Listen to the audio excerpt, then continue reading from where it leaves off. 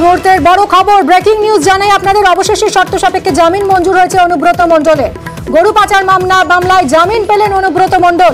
দীর্ঘদিন তিহার জেলে বন্দী ছিলেন অনুব্রত মণ্ডল। গরু পাচার মামলায় অবশেষে সুপ্রিম কোর্টে জামিন পেলেন অনুব্রত। দীর্ঘদিন তিহার জেলে বন্দী ছিলেন তিনি। মৈত্রেয়ী আমাদের প্রতিনিধি রয়েছেন। মৈত্রেয়ী, কোন শর্তে জামিন পেলেন অনুব্রত মণ্ডল? দেখো, বেশ কিছু শর্ত আজকে সর্বোচ্চ আদালতের তরফ থেকে আরোপ করা হয়েছে অনুব্রত মণ্ডলের জামিন দেওয়ার ক্ষেত্রে। জানিয়ে রাখি, অনুব্রত মণ্ডল তিনি গরু পাচার মামলায় যে সিবিআই এর মামলা রয়েছে সেই মামলায় শর্ত সাপেক্ষ তাকে জামিন দিলেন সুপ্রিম কোর্টের বিচারপতি বেলা এম ত্রিবেদীর বেঞ্চ। প্রায় 2 বছরের ওপর জেলে রয়েছেন অনুব্রত। আচ্ছা মৈত্রেয়ী, একটা বিষয় একটু স্পষ্ট করো, এই মামলায় জামিন পেলেও কি ছাড়া পাচ্ছেন অনুব্রত মণ্ডল? দেখো, এখনো কিন্তু সেই সম্ভাবনা নেই, তার কারণ একাধিক মামলা চলছে। সিবিআই এর মামলাতেই শুধুমাত্র অনুব্রত মণ্ডল তিনি জামিন পেয়েছেন। এছাড়াও কিন্তু একাধিক মামলা রয়েছে, এনফোর্সমেন্ট ডিরেক্টরেটের মামলা রয়েছে অনুব্রত মণ্ডলের বিরুদ্ধে।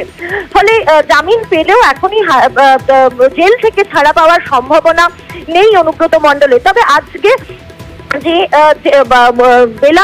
বিচারপতি বেলা এম ত্রিবেদী তিনি তার রায় ঘোষণার সময় তিনি এটা স্বীকার করে নিয়েছেন যে অনুব্রত মণ্ডল যথেষ্ট প্রভাবশালী। কিন্তু যেহেতু এই মামলায় যে কোন 12 জন অ্যাকিউজ রয়েছেন, সেই 12 জনের মধ্যে 11 জন ইনক্লুডিং এনামুল হক তারা জামিন পেয়ে গিয়েছেন।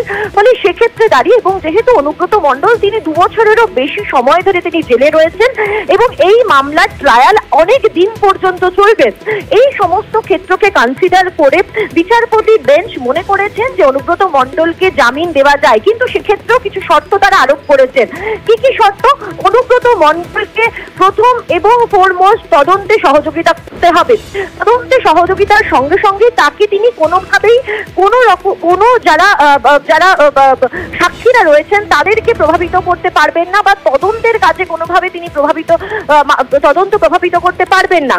একই সঙ্গে তাকে তার পাসপোর্ট জমা রাখতে হবে এবং যারা প্রত্যক্ষদর্শী রয়েছেন এই মামলার এবং যারা সাক্ষী রয়েছেন তাদের সঙ্গে কোনোভাবে যোগাযোগ করতে পারবেন না অনুব্রত মণ্ডল। তার পাশাপাশি বলা হয়েছে সিবিআই কে যে যদি এই সমস্ত যে আরোপিত শর্ত রয়েছে তার কোথাও কোনো অন্যথা দেখা যায়, তাহলে সিবিআই স্পেশাল কোর্টের দ্বারস্থ হতে পারে এই জামিন যেটি সুপ্রিম কোর্ট গ্রান্ট করলো আজকে, সেই জামিন খারিজের জন্য।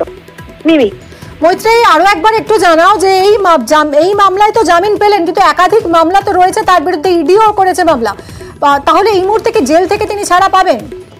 দেখো, এখনো পর্যন্ত কিন্তু অনুব্রত মণ্ডলের জেল থেকে ছাড়া পাওয়ার সম্ভাবনা এখনই নেই। তার কারণ তিনি আজকে একটি মামলায় জামিন পেয়েছেন, যেটি সিবিআই এর গরু পাচার মামলা। সেই মামলায় জামিন পেলেন অনুব্রত মণ্ডল, কিন্তু তার বিরুদ্ধে যেমনটা একটু আগে আমি বলছিলাম যে একাধিক মামলা রয়েছে।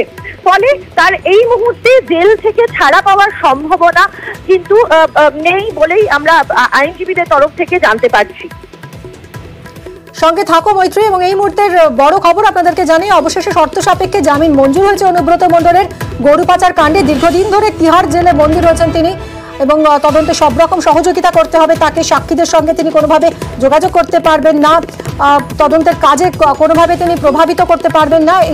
একাধিক শর্ত সাপেক্ষে তার জামিন মঞ্জুর হয়েছে, যদিও আরও অনেকগুলো মামলা রয়েছে তার বিরুদ্ধে। ফলে এই মামলায় জামিন পেলেও তিনি এক্ষুনি জেল থেকে ছাড়া পাচ্ছেন না বলেই মনে করছেন আইনজীবীরা।